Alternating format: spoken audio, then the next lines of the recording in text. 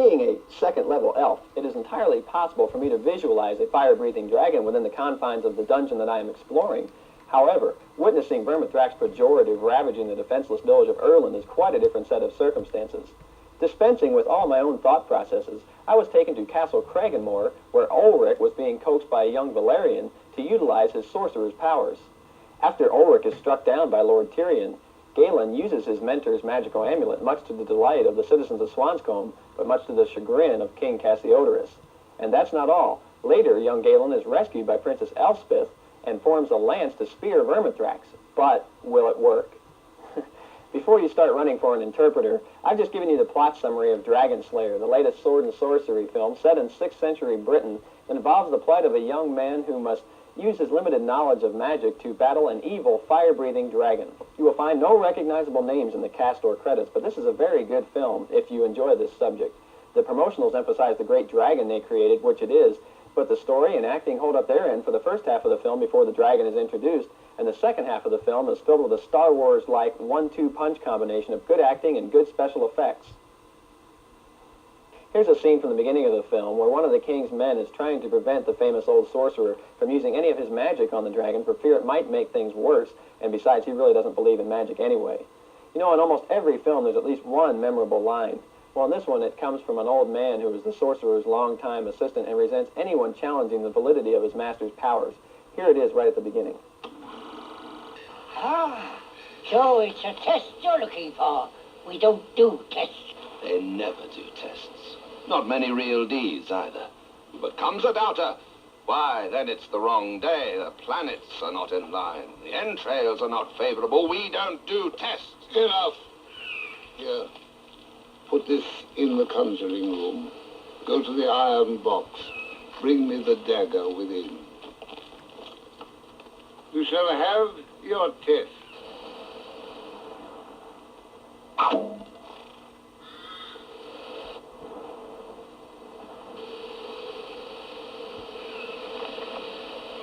Mortem confundit, Magus. Go on. Don't worry. You can't hurt me.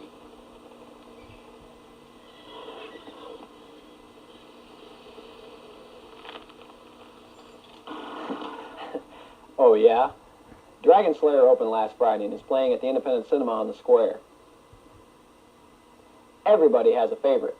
Among most groupies and a lot of critics, it's From Russia with Love, while a lot of others prefer On Her Majesty's Secret Service, and yet Moonraker has made more money than any of the others. Some prefer Sean Connery, some prefer Roger Moore, and hardly anybody even remembers George Lazenby. But almost everybody likes a James Bond movie. And this summer we're treated to another one that stands up to all the others in the action department.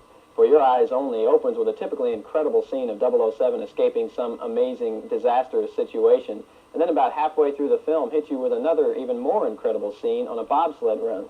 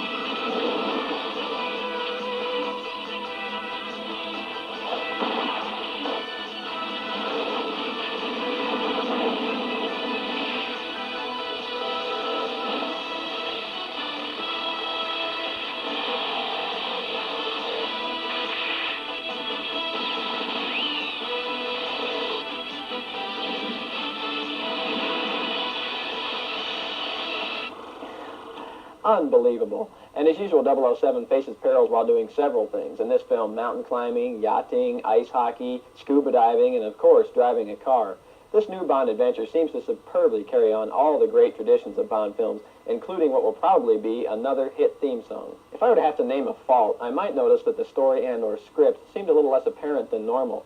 There was a lot less dialogue than usual, and the leading lady had a lot less to do than most 007 films. But who cares? Go see it. It just started last week at the Blue Ridge East. These next two movies are movies that I recommend, but to a specific audience. If you like the Muppets, go see The Great Muppet Caper, playing at the Blue Ridge West in the mall. Jim Henson directed this one by himself and did a really great job. If you like the Muppet movie, I'm sure you're going to like The Great Muppet Caper equally as much, or maybe even more. Here's one of the more dramatic scenes where Miss Piggy is having a, shall we say, wild daydream.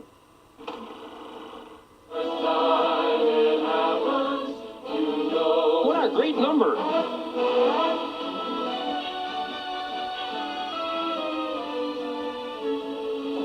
Nicky? That's my new receptionist dancing out there. Which one? The pig.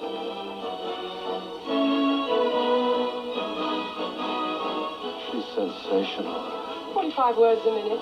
About average.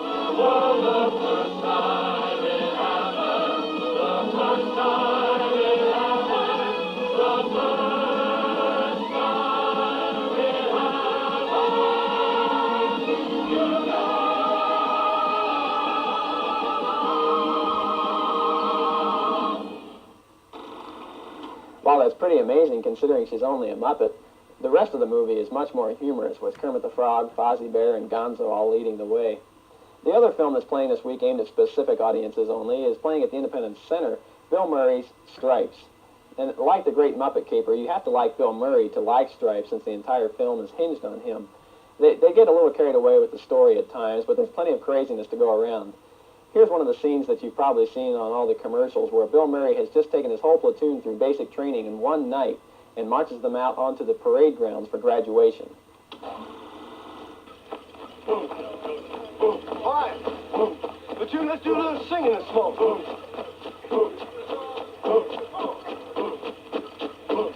Play, play. Play, play. Feel great. Feel great. Wine women. Wine women. Hold on. Hold on. A 1, 2. Boom, shakalaka, boom, shakalaka, boom, shakalaka, boom. Where the hell have you been, soldier? Training, sir! Training, sir! What kind of training, son? Army training, sir! Army training, sir!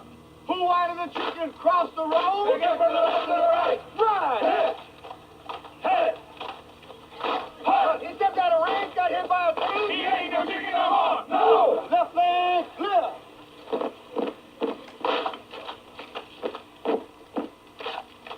Razzle dazzle! 1, 2, 3, 4! 1, 2, 3, 4! First round, 5, jump! Hold the lazy dog! Start!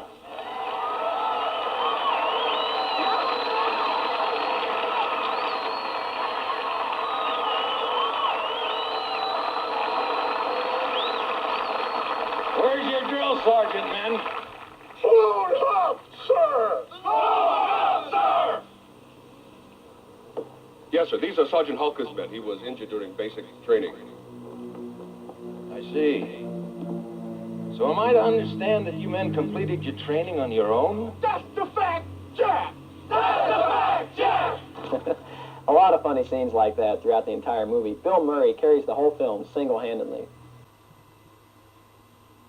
Well, I've been telling you for the past few weeks that the only good new comedy out this summer is Bill Murray's Stripes, playing at the Independence Center. Well, another one finally hit the theaters. It's playing at the Blue Ridge West. It stars Dudley Moore, and it's called Arthur. This is a really funny movie about a spoiled millionaire who never has really grown up. As a matter of fact, he's got a butler to do everything for him, run his bath, fix his meals, etc. Early on in the film, Arthur has his chauffeur pull up in front of two hookers that are standing on a street corner. In his common drunken state, he tries to make a contest out of which one he'll pick up.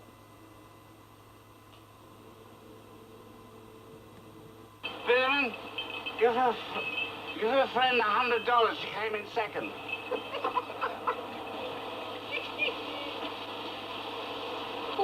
that guy? I'd rather not say. I think I know who it is. I saw his picture in the paper. That's Arthur Bach, isn't it? Oh, what if it is? Is there something wrong with him?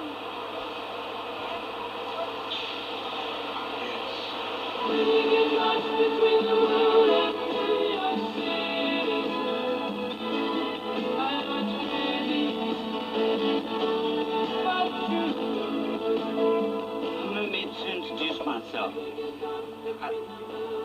Where the hell's my hat? It's on the floor. Oh, I hate it when that happens. I am Arthur. I'm Gloria. I am Arthur. Yeah, what are you drinking? Scotch, would you like some? Why not? You with me and you can answer a question.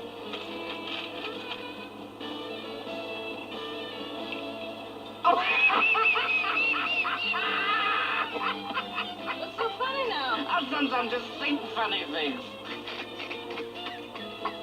What do you do for a living? Oh, I race cars, I play tennis, I fondle women, but I have weekends off, and I am my own boss. Bisman, the plaza. I step on it. Sir, if I may say so. Bisman, go through the park. You know how I love the park. Can I have another drink? Yes!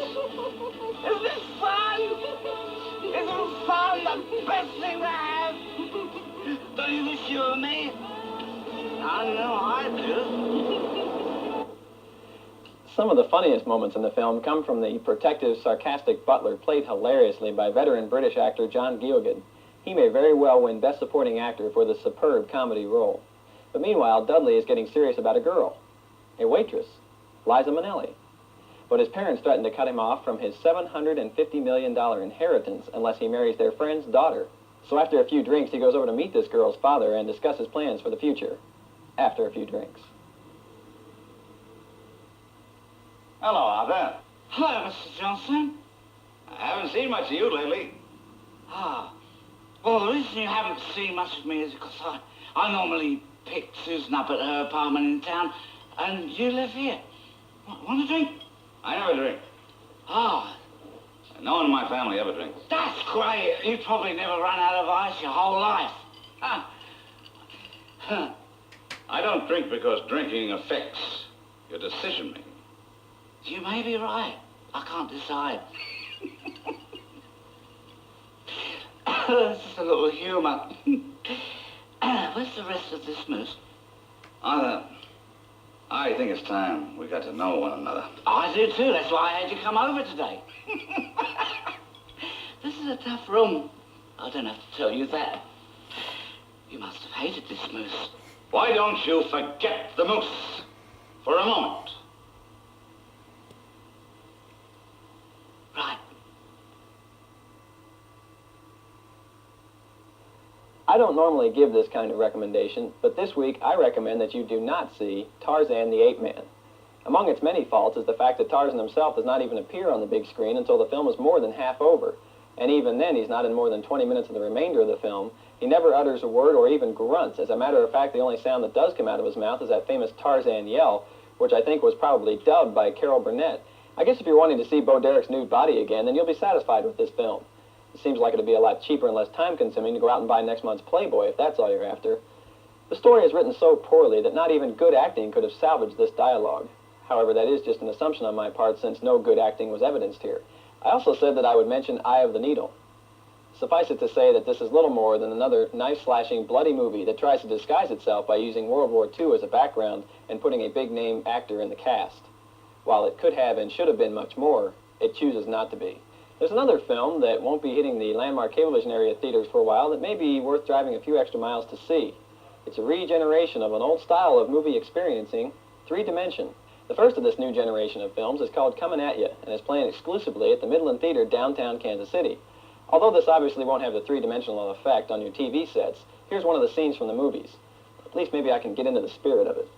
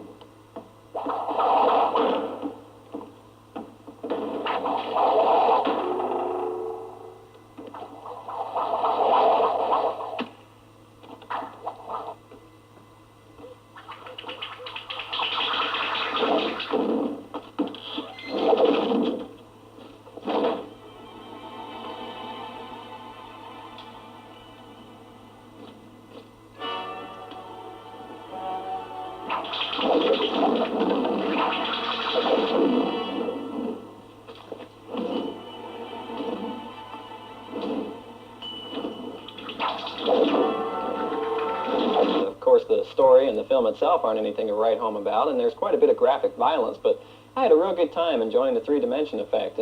I recommended it for no other reason, just for the novelty of it. It's a somewhat improved process over the films of the 1950s. You don't get near as much of a headache, and besides, you get to keep these spiffy glasses.